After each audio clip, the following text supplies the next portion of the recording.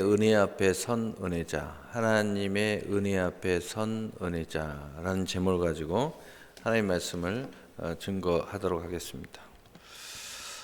하나님께서 천지 만물을 창조하시고 경영하시며 또 무소부재하시어서 어디든 항상 함께 계시고 또 시작과 나중이시며 우리 모두의 생사복을 주관하시고 심판하시는 사랑의 하나님인 것을 우리가 깊이 생각하고 또 깨닫고 있어야 됩니다.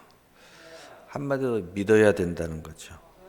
이게 믿어지지 않으면 우리 신앙생활이 종교인으로 전락하고 또 신앙의 중심이 하나님이 되지 못하고 내가 되기 때문에 모든 하나님의 말씀이 불편해질 수 있습니다. 또 하나님의 동행이 복이 되는 것이 아니라 나를 구속함이 나를 건져주고 구원을 시켜주는 구속이 아니고 나를 억압하고 불평케 하는 구속이 될 수도 있습니다. 우리가 하나님을 제대로 알아야죠. 그래서 이사야서 45장 7절에 나는 빛도 짓고 어둠도 창조하며 나는 평안도 짓고 환난도 창조하나니 나는 여호와라 이 모든 일들을 행하는 자니라. 아멘. 그러나 사람들은 이미 죄와 사망으로 하나님을 잃어버리고 만 것입니다. 더 나아가서 하나님의 형상을 버리고 마귀에게 속아서 세상에 빠지고 정욕의 사람으로 존재하고 있습니다. 우리는 우리 자신을 바로 알지도 못하는 존재가 되어 버렸다는 것입니다. 그래서 약간의 하나님의 이 종교성이 남은 사람들은 종교 생활을 하는 거죠. 뭔가 이해는 못하지만 불안하니까, 이해는 못하지만 이러다가 지옥 가면 어쩌나 이런 생각이 들기도 하고, 또 하나님 앞에 저주받으면 어떠나 뭐 이런 정도. 이건 믿음이 없죠. 이것은 종교인들이죠. 하나님의 사람들은 하나님과 자꾸 가까워지도록 돼 있어요. 근데 종교인들은 자꾸 하나님과 멀어지게 돼 있습니다.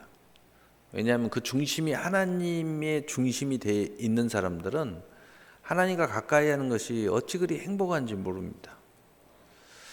여러분, 사랑하는 사람은 자꾸 가까워지고 싶죠. 또 함께 모든 것을 같이 하고 싶죠. 이게 바로 신앙 생활입니다. 근데 종교인들은 신앙 생활을 거부합니다. 하나님이 주도하는 게 아니고 내가 주도하는 나의 삶을 원하는 거죠. 그래서 세상 사람들처럼 세상의 사람의 멋진 사람이 되고자 하는 겁니다. 단지 하나님은 가끔 나를 도와주고 또 내가 필요하면 나타나주고 또 내가 몰라도 알아서 나를 채워주고 하나님이 되지 못하고 나의 필요함을 챙겨주는 때로는 종이고 때로는 나를 공급하는 어떤 단체고 뭐 이런 정도로 생각하는 거죠. 하나님이 하나님 되지 못하는 거죠. 그래서 하나님께서는 이런 말씀을 하십니다. 스스로 자신을 드러내시겠다. 이 두 가지 큰 맥락에서 하나님이 이렇게 말씀하셔요. 이사야 45장 3절 6절만 뽑아서 읽어보면 내게 흑암 중에 보화와 은밀한 곳에 숨은 재물을 주어 내 이름을 부르는 자가 나 여호와 이스라엘의 하나님인 줄 내가 알게 하리라. 스스로 하나님을 사모하고 또 뭔가 하나님께 가까이 나오는 사람, 바로 이것을 하나님 부르는 사람이라고 표현해요. 그래서 가까이 나오는 사람의 특징은 뭐냐면은 기도하는 사람들이에요. 그리고 특징이 뭐냐? 뭔가 내 마음 안에서 하나님을 찾는 사람들이죠. 그래서 이렇게 표현하고 있어요. 내 이름을 부르는 자. 바로 이 사람들은요, 하나님을 자기 자신을 드러내는데 하나님이 우리가 생각하는 멋진 모습으로 드러내 주시겠다. 어떻게 해요? 제물로, 보화로. 좀 놀라운 일이죠. 한마디로 축복으로 드러내 주시겠다는 겁니다. 그러나 5절 이하에 이렇게 보면은 너는 나를 알지 못하였을지라도 나는 내 띠를 동일 것이요. 띠를 동인다. 무슨 이야기예요? 그러나 하나님의 택한 백성들 중에 이런 사람들이 있다는 거죠. 하나님을 부르지 않는 사람들이 있어요. 자꾸 하나님을 불편해하고 멀어지려고 하고 세상 사람처럼 흉내내고 그것이 좋다고 생각하는 사람들이 있어요. 그런데 하나님의 자녀야. 이것은요, 하나님이 묶어가서라도 끌고 와서 내가 하나님이다 이렇게 드러내시겠다는 거예요. 이 말은 무슨 말이에요? 좋게 하시지 않겠다는 겁니다. 좋게 나를 드러내지 않겠다는 거예요. 그래서 우리 주변에 보면 하나님 만나는 사람들이 진짜 멋지게 축복으로 만나고 가까이 하고 행복하게 동행하는 사람이 있는가 하면 정말 안타깝지만 병 걸려가지고 사고 나가지고 또 막 온갖 우여곡절을 겪으면서 하나님께 나오는 사람들이 있어요. 하나님이 이 큰 테마를 두 가지를 이야기하시는 거예요. 제가 여러분에게 말씀드리고 싶은 것은 하나님을 가까이 하는 것이 옳습니다. 하나님을 늘 부르는 게 옳지, 그걸 잃어버리고 자꾸 세상 사람들을 악인의 형통을 부러워하지 마라. 그들의 멸망은 멸망이다. 그들의 마침은 멸망이다. 그들은 다 지옥 가는데 뭐가 그렇게 부럽다고 그 사람들 쫓아가고 그 세상을 향해서 자꾸 가는 사람들이 있어요. 인생이 참 골짜기로 접어들어가는 거예요. 그래서 인생이 자꾸 어려워지는 거예요. 왜? 하나님이 그렇게 해서라도 내가 천국으로 데려가야 된다. 그 이야기를 하시는 거예요. 그래서 6절에 해 뜨는 곳에든지 지는 곳에든지 나밖에 다른 이가 없는 줄 알게 하리라. 나는 여호와라 다른 이가 없느니라. 여러분, 하나님이 하나님을 드러내는 큰 테마로는요, 구원받은 백성들 앞에 이렇게 큰 테마로 두 가지로 드러내는 방법이 있지만 더 크게 생각하면요, 마지막에 심판대 앞에서 드러내요. 그런데 하나님인 줄 알았는데 한쪽은 천국으로 가고요, 한쪽은 지옥으로 갑니다. 하나님인 줄 알고 지옥으로 가는 거예요. 왜? 심판대 앞에 서면 모두 다 알게 돼 있어요. 예수님이 재림할 때도 요한계시록 1장에 보면은 그를 찌르는 자, 예수를 십자가에 못 박혀 죽인 자들도 그 두 눈을 뜨고 볼 것이라 그랬어요. 예수님의 재림을 다 알게 될 거다. 그러나 하나님은 우리를 사랑하시잖아요. 그래서 오늘 이 말씀은 두 가지 큰 테마를 가지고 말씀을 전하는데, 그래서 하나님은 모세를 통해서 율법을 주시어서 우리 모두에게 어떤 처지에 놓여 있는지 알게 하시고, 또 우리 주 예수 그리스도를 보내사 은혜와 진리를 우리 모두에게 주셔서 은혜자로 그의 선물의 주인공이 되게 하신 것을 믿으시기를 바랍니다. 이게 믿어져야 됩니다. 이게 믿어져야 돼요. 또 이것을 깨달아야 됩니다. 이것이 깨달아져야 돼요. 그래서 요한복음 1장 17절에 율법은 모세로 말미암아 주어진 것이요 은혜와 진리는 예수 그리스도로 말미암아 온 것이니라. 이게 모세가 율법을 가지고 오고요, 예수님 은혜와 진리를 가지고 온 것은 큰 테마가 두 가지가 있어요. 율법은 우리가 어떤 처지에 있는지 깨닫게 해주는 거예요. 그 다음에 나중에 심판하시는 거예요. 심판. 또 율법 안에는 뭐가 있어요? 축복의 약속도 있어요. 그러니까 하나님 앞에 자꾸 가까이 부르는 사람은 그게 축복이 됩니다. 그리고 하나님께 나아가는 사랑의 고백이 돼요. 그래서 예수님께서도 나의 계명을 지키는 자라야 나를 사랑하는 자니, 이 말은 뭐냐면요, 사랑을 하게 되면 계명을 지키려고 한 게 아니라 사랑의 표현을 하는 것이 저절로 그걸 다 세워가는 모습이 되는 거예요. 여러분, 사랑하게 되면 진짜 사랑은요, 가까이 하고 싶어요. 그래서 우리 청년들이 자꾸 이렇게 만나는 거 보면, 아, 사랑을 안 하는구나. 전 사랑이 아닌 모양이다. 왜냐? 자꾸 만나는 것을 별로 좋아하지를 않아요. 아, 저 관계는 사랑의 관계가 아니구나. 사랑하면 자꾸 만나고 싶은데, 그래서 나중에는 어떻게 돼요? 결혼도 하고 싶어요. 나중에는 어떻게 돼요? 애도 낳고 싶어. 또 슬퍼하면 같이 가슴이 아파요. 행복하면, 내일이 아닌데도 사랑하는 사람이 행복해하면 나도 행복해. 이게 하나님과 우리 관계예요. 이 하나님이 우리 관계예요. 그런데 그게 되지 않으면 이 율법이 굉장히 불편해집니다. 근데 이 사랑의 관계가 되면요, 오히려 행복한 하나님과 나의 모든 표현의 관계가 되는 거예요. 그래서 로마서 3장 31절에 믿음으로 말미암아 율법을 폐할 수 있느냐? 결코 그럴 수 없느니라. 도리어 율법을 굳게 세우느니라. 하나님은 우리의 관계가 바로 되고, 은혜의 관계가 바로 되고, 은혜자로서 바로 세워지고, 사랑이 뜨거워지면 오히려 이런 것들이 더 세워진다는 거예요. 여러분, 사랑하면은 더 가까이 하고 싶잖아요. 그게 더 구속당하고 싶어요. 구속하고 싶어요. 그런데 그게 사랑이 아니면 구속하는 게 싫어요. 짜증납니다. 예배 드리는 거 싫죠.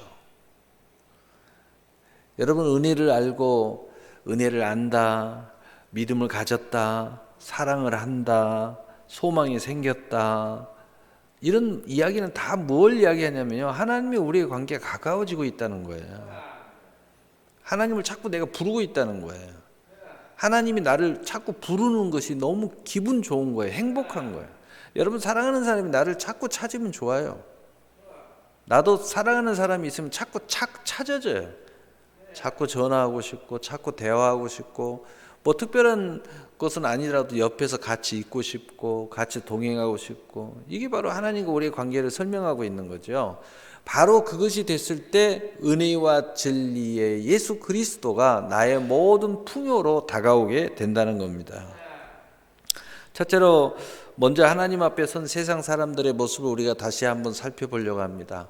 바로 이 사람들은 종교인들과 포함해서 함께 이야기하고 싶습니다. 신앙생활 아무리 해도 세상 사람과 별 차이가 없는 사람들, 바로 이 사람들은 모든 것이 헛되고 많은 인생을 살고 있는 거예요. 그래서 신앙생활 하나님을 가까이 하는 게 불편하니까 얼른 왔다 얼른 가는 거예요. 그래서 조금만 목사님이 안 차려면 깜짝 놀래고 휙 가버려요. 왜냐하면은 나는 싫어요. 나 구속시키지 마세요. 여러분, 구속당해야 구원이 있어요.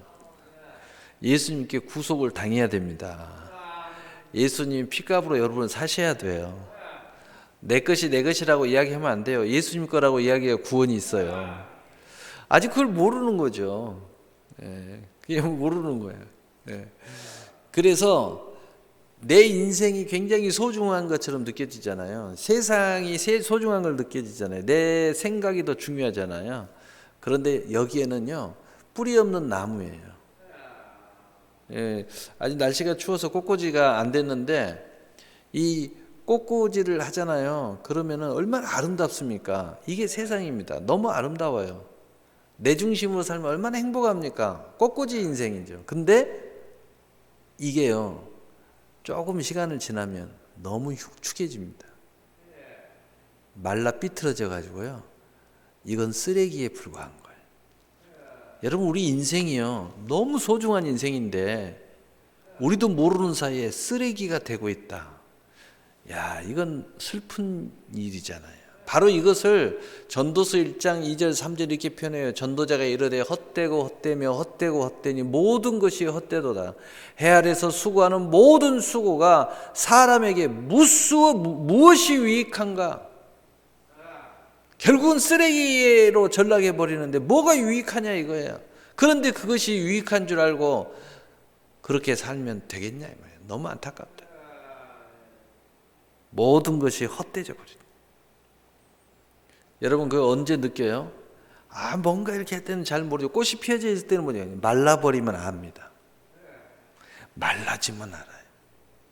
그래서 이 하나님의 은혜를 아는 사람들은 어떻게 하든지 간에 하나님과 가까이 합시다. 기도로 가까이 합시다.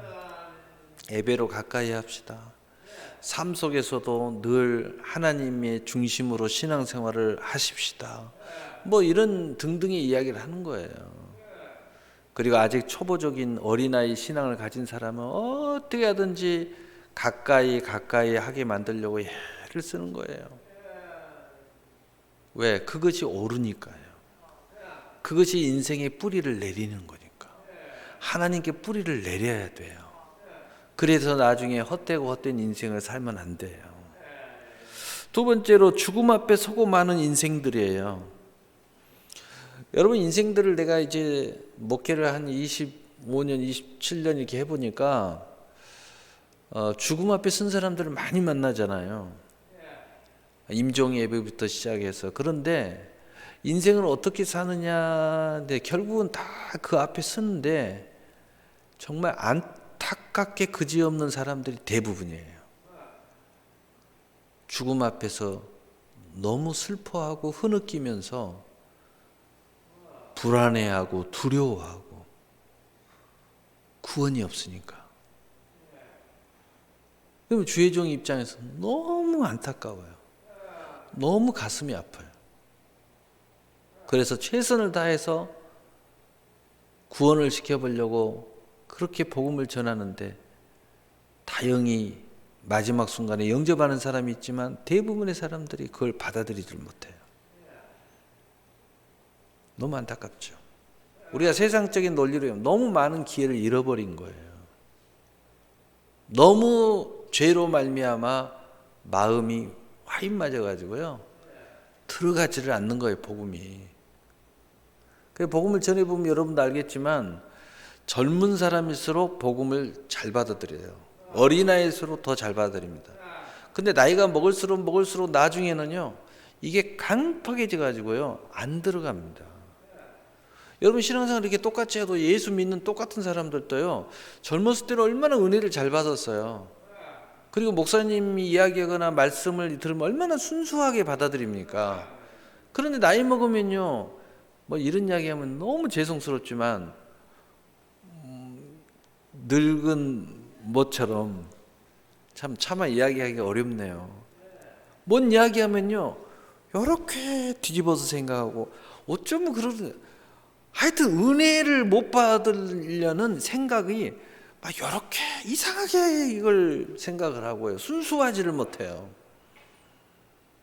목사님 벌써 아이고 또 뭐 뒤에서 자기 은혜 받으라고 설교하고 있는데 엉뚱한 소리 하고 있고 너무 안타까운 거예요. 그래서요, 신앙은 순수하게 잘 지켜나가야 돼요. 옆길로 새고 자꾸 엉뚱하게 자꾸 새고 이러면은요, 나중에 돌이키기가 어려워요. 여러분 기차가 내일을 이탈해 버리면은요, 그거 다시 올려놓아도 기차가 상처투성이에요. 이게 제대로 갈지 안 갈지는 두고 봐야 돼요. 그래서 기차가 제대로 가면 다행이지만 고장났다 그러면 요거 들어가지고요, 저기 공장으로 들어가야 됩니다. 그래서 다시 이탈한 바퀴부터 시작해서 전부 다 고쳐야 돼요. 그래가지고 시험 운행 다 끝나고 나서 다시 이제 올라와야 돼요. 여러분 인생의 과정이 다시 광야 40년이 시작된다는 거예요. 여러분 한번 지나왔으면 가나안으로 쭉 가야 되는데 다시 광야로 가가지고 다시 재정비해갖고 다시 와야 돼. 근데 인생은 계속 나이가 먹잖아요. 그러다가 죽음 앞에 딱 서요. 그래서 성경은 말합니다. 이걸 빨리 깨달아야 된다. 그래서 전도서 12장 1절, 5절, 7절, 8절에 너는 청년의 때 너의 창조주를 기억하라. 그 공고한 날에 이르기 전에 나는 아무 낙이 없다고 할 해가 가깝기 전에 정욕이 그치리니 이는 사람이 자기의 영원한 집으로 돌아가고 조문객들이 거리로 왕래하게 됨이니라. 흙은 여전히 땅으로 돌아가고 영은 그것을 주신 하나님께로 돌아가기 전에 기억하라. 전도자가 이르되 헛되고 헛되도다. 모든 것이 헛되도다. 아멘. 코로나도 있고요. 또 이렇게 우리가 식사도 못하고 하니까 그냥 말씀을 어떻게 하든지 짧게 그렇게 오늘 또 사실은 준비를 했습니다. 그런데 내 마음이 너무 답답해요. 너무 괴로워요. 왜? 하나님의 백성들이 코로나19에 두려워 떨면서 그리고 모든 그 믿음을 잃어버리는 모습들을 보면 너무 괴로운 거예요. 네. 여러분 진짜는 이럴수록 믿음이 불이 타는 거예요. 여러분 진짜 금과 음과 보석은 불 속에 들어가면 더 순도가 높아집니다. 불순물이 제거되면서 진짜 순도가 높아져요. 그런데 비유적으로 바울이 이야기했지 나무와 풀과 집을 짓는 자는 불 속에 들어가면 타서 없어져요. 여러분 이런 환난에 정말 하나님의 은혜자들은 믿음이 더 순수해지고 더 믿음이 하나님 앞에 더 나오고 하나님을 더 찾는 이런 아름다운 모습이 나타나야 되는 거예요. 이런 코로나19의 이런 불에 타서 휩쓸려 가면 안 돼요. 예수님이 이야기했잖아요. 바람이 불고 비가 가고 창수가 나면 다 쓰러져 버린다. 그러나 견고한 것은 뭐냐? 반석 위에 추초를 놓은 사람은 견고하다는 거예요. 그것을 예수님이 뭐라고 그랬어요? 내 말을 듣고 지켜 행하는 자라야 반석 위에 추초를 놓은 자니 무너지지 아니하리라. 여러분 하나님 앞에 선 은혜의 사람들은 첫째로 은혜 위에 은혜의 은혜자다. 끊임없이 은혜를 추구하고 은혜를 구하고 은혜를 부르고 은혜를 받고 은혜 안에 거하고 이런 모습이 있다는 거예요. 어디로부터요? 요한복음 1장 16절에 우리가 다 그의 충만한 데서 받으니 은혜 위에 은혜로라. 모든 것을 예수님 안에서 받는데 그의 충만한 데서 이 은혜를 내가 받는 거라는 거예요. 그의 충만한 데서. 이것을 우리 입장에서 말하면 내가 충만함으로 이 은혜를 받는다는 뜻이에요. 내가 충만하지 않으면 그 은혜의 통로가 다 막혀버린다는 뜻이에요. 예수님의 충만함을 통해서 받는다는 것은 내가 충만해야 받는다는 뜻이에요. 기도해야 받는다는 거예요. 열심히 하나님을 불러야 받는다는 거예요. 은혜를 달라고 매달려야 받는다는 겁니다. 자꾸 은혜의 자리에 나와야 된다는 거예요. 두 번째로 모든 수고와 성취가 은혜라 고백하는 그 은혜자의 모습이 우리 안에 차고 넘쳐나게 된다는 거예요. 이 말은 무슨 말이에요? 내 삶에서 실제 그것이 깨달아지고 체험되어지고 알아져서 정말 하나님의 은혜군요 라고 고백하는 하나님의 풍요가 우리 안에 존재한다는 거예요. 응답이 존재하는 거예요. 문제 해결이 존재하는 겁니다. 치료가 존재하는 거예요. 축복이 존재하는 겁니다. 응답이 있는 거예요. 그래서 내가 너무너무 사랑을 위해서 애쓰고 수고하는 것이 이것이 수고가 아니야. 나를 기쁘게 해주는 거야. 여러분 사랑하면은 천리길도 가는 거예요. 그분을 만나기 위해서. 뭐가 멀어요? 이야기하니까 우리 안 목사님하고 나하고 데이트할 때 기억이 나네. 제가 서울에서 직장 생활하는데 우리 한 목사를 만나려고 매주마다 광주를 내려가는 거예요. 그러다가 눈이 많이 왔는데 직장 아침에 출근해야 되는데 오후에 들어가요. 왜? 눈 때문에 빨리 못 들어가요. 어쩔 때는 차가 밀려서 빨리 못 들어가요. 그래도 만나려고 매주마다 내려가는 거예요. 근데 그것이 때만큼도 힘들지 않아요. 너무 행복해. 너무 감사하고 너무 기쁘고, 야, 이렇게는 안 되겠다. 빨리 결혼해야 되겠다. 이런 생각만 들고 함께 하고 싶고 이런 생각만 들어요. 여러분 교회 나오는 것이 즐거워야 돼요. 거리야 상관없어요. 바로 그것이 하나님 앞에 은혜 앞에 바로 선 은혜자의 모습이에요. 그래서 오늘 본문 바울은 분명한 은혜자고요. 바로 된 사도고요. 우리가 배울 만한 정말 하나님의 증인이에요. 그 바울이 이런 고백을 해요.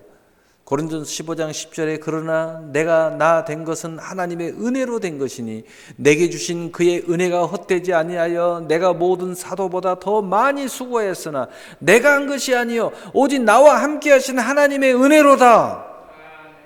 여러분이 아무리 헌금을 많이 하고 아무리 봉사를 해도요 내가 한 것이 아니야. 하나님이 나에게 너무 은혜를 많이 줘서 한 거야. 내가 너무 하나님을 사랑해서 한 거야. 이렇게 된다 이 말이에요. 이렇게 돼요.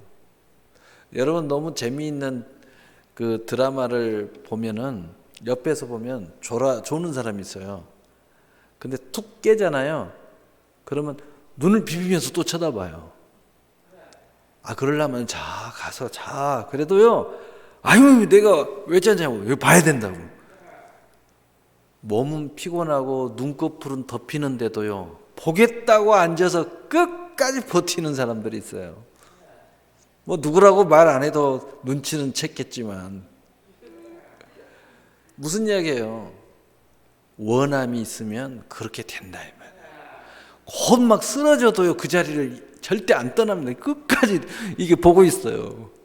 눈이 막 감기는데도.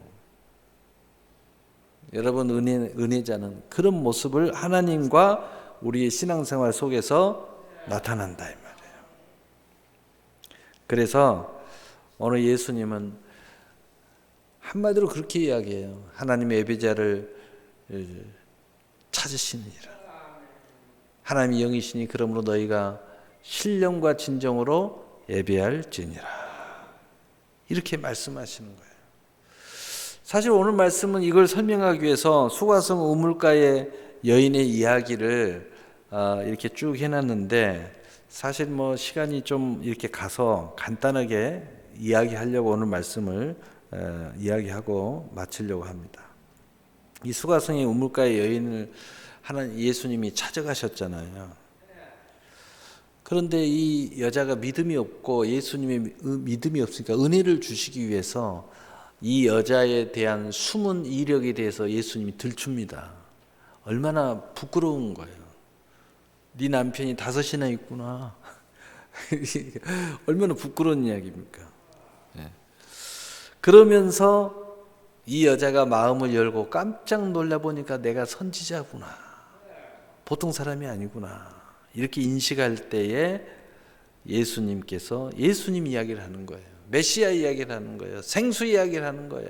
목마르지 아니하는 생수 믿음 이야기를 하는 겁니다. 그분이 어디 있습니까? 네가 보고 있는 나다 말이에요. 네가 일찍 알았더라면 바로 이것을 내게 구하였을 것이다. 그래서 이 물을 먹는 자마다 다시 목마르느니와 내가 주는 물을 먹는 자는 영원히 목마르지 아니하느니 나의 주는 물은 그 속에서 영생하도록 솟아나는 샘물이 되리라. 여러분 여기에 은혜자의 모습이에요. 여러분 그래서 우리가 어떤 처지에 놓여도 우리의 마음은 이러한 마음을 가져야 돼요. 여러분 그것 때문에 흔들리거나 시험이 들거나 이러면 그건 은혜자의 모습이 아니에요.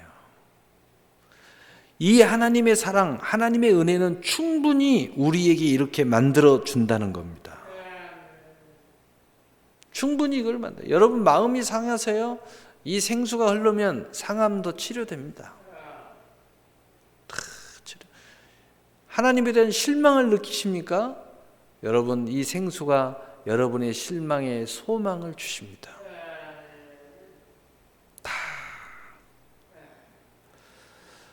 여러분 그러니까 이 여자가 그렇다면 이것을 내게 달라는 거예요. 다시는 내가 이 물을 길러 여기에 와서 물을 기르지 않도록 해달라는 겁니다. 여러분 이게 바로 은혜 받을 자의 자세입니다. 내 인생에 정말 어떤 문제가 있다면 하나님 앞에 나와서 호소해야 돼요. 왜? 바로 이 문제를, 우리 인생의 문제를, 근본의 문제를, 축복도 마찬가지고 문제 해결도 마찬가지고 또 구원도 마찬가지고 이걸 하실 분은 하나님 뿐이잖아요. 정말 이 목마름을 호소하는 경험이 있어야 되는 것입니다. 그리고 여기에 대하여 우리가 믿음의 선물로 구원의 마음의 풍요와 자유가 경험되어져야 돼요. 그리고 나는 이제는 세상에 내가 과거에 살았던 이런 삶의 모습은 나는 안 살겠다. 이제는 믿음으로 살겠다. 나는 이제 구원받은 백성으로 살겠다. 나는 세상 사람들과는 이제 전혀 구별담으로 살겠다. 이런 결단이 있어야 돼요. 이 결단이 있는 사람이 거듭난 사람이에요. 새로 태어난 거예요. 이 결단하는 순간 나는 새로 태어난 겁니다. 이거 보고 거듭났다는 거예요. 바로 중심이 이제 바뀌어버린 거예요. 내 중심이 아닌 이제 하나님 중심이야. 하나님이 내 인생을 가장 귀하게 만들어줄 분이라는 것을 나는 이제 고백한 거예요. 그걸 확신하는 거예요. 내가 내 인생을 책임지면 쓰레기 인생으로 전락하지만 이 모든 문제를 해결할 수 없는 존재에 불과하지만 하나님이 나를 책임지면 나를 가장 고결하고 나를 가장 존귀하고 그리고 뭐니 해도 이 죽음에서부터 나를 구원해줘. 지금 내 당면한 이 수고하고 무거운 짐에서 나를 구원해 줄 분이라는 것을 내가 고백하는 거예요. 이게 은혜자의 모습이에요. 이 고백이 우리 안에 있을 때에 내가 비로소 진정한 지금 내가 생각했던 그 하나님을 하나씩 만나가는 거예요. 체험해 가는 거예요. 내 마음에 정말 그렇구나. 정말 하나님이시군요. 내 안에 하나씩 증거를 가져가는 거예요. 확증의 역사가 일어나는 거예요. 얼마나 놀랍습니까? 바로 그렇게 될 때 어떻게 돼요? 물동이를 버려버리고 그 부끄럽게 여기던 동네 사람들을 향하여 가서 예수님이 왔다고 증거하는 거예요. 너희들도 빨리 와서 만나라는 거예요. 바로 이것이 은혜자의 모습입니다. 은혜자는 그래서 예수 믿는 것이 부끄럽지 않는 거예요. 내가 지금까지 세상 사람들 눈치 보면서 몰래 물동이를 뜨는 나의 비겁함이 사라지는 겁니다. 나의 옹졸함이 사라지는 거예요. 그들에게 당당히 가서 이 물동이를 버리고, 물동이를 버리라는 건 세상을 버리라는 뜻이 아니에요. 내가 숨어서 엉뚱한 것이 나의 생수인 줄 알고 거기에다 매달렸던 내 인생을 바꾼다는 거예요. 내 인생의 축복의 원천도, 물질의 원천도, 또 생명의 원천도, 구원의 원천도, 우리 가정의 행복의 원천도, 내 자식의 교육의 원천도 예수님이라는 것을 이제 알았다는 겁니다. 바로 그 자세, 잘못된 자세를 싹 버려버린다는 거예요. 내가 이게 잘못됐구나, 이런 걸 싹 버려버린다는 거예요. 버려버리고 이제 예수로부터 다시 시작하는 거예요. 하나님으로부터 시작하는 겁니다. 주님을 부르는 것에부터 시작하는 거예요. 내가 지금까지 이걸 몰랐구나 말이야. 내가 이걸 몰라서 이런 비굴한 인생을 살았구나 말이야. 당당해지는 거예요. 그래서 세상에 부끄러움이 없어요. 당당해지는 거예요. 교회에 나오는 것이 당당한 거예요. 어디 가서 내가 크리스찬이라고 말하는 것이 너무 당당한 거예요. 그들이 불쌍하게 보이는 거예요. 오히려 너 예수쟁이, 예수 미쳤구나. 그러면 행복한 거예요. 야, 내가 믿음을 인정받고 있구나. 할렐루야. 그래서 오늘 말씀 결론을 내리겠습니다. 히브리서 4장 16절에 그러므로 우리는 긍휼하심을 받고 때를 따라 돕는 은혜를 얻기 위하여 은혜의 보좌 앞에 담대히 나갈 것이니라. 우리는 이걸요 당연히 이렇게 되는 거예요. 우리 모두는 하나님 앞에 은혜자로 있습니다. 천지 만물과 우리 그리고 모든 삶의 복이 하나님으로부터 선물로 오고 있습니다.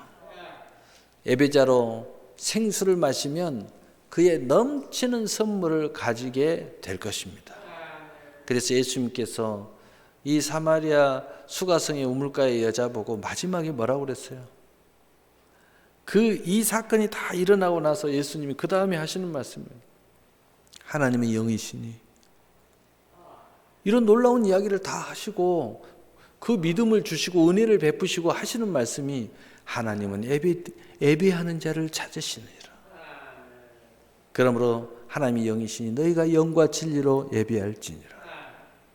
너희가 이 은혜자가 됐다면 오늘 하나님께 나오라는 거예요. 그리고 하나님을 경외하라는 겁니다. 그리고 그 생수를 마시라는 겁니다. 그리고 하나님의 수많은 선물을 받으라는 거예요.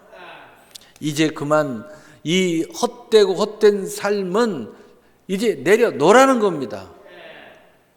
아니 은혜를 알면 저절로 내려져요. 그리고 선물의 주인공으로 당당하게 세상 앞에서 간증하는 영광의 사람이 되라는 겁니다.